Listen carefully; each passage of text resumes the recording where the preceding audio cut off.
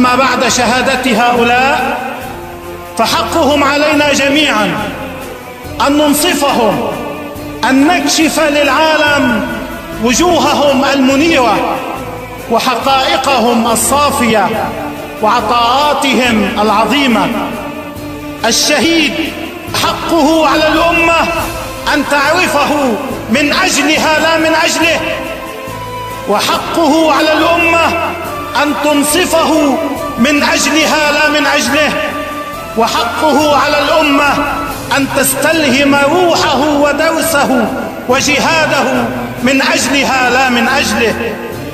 الشهيد في رضوان الله، وكل ما قد يقال عنه في دار الدنيا من ثناء أو مديح هو جزء من الدنيا الفانية التي لا تساوي شيئا في حسابات أهل الآخرة الواصلين.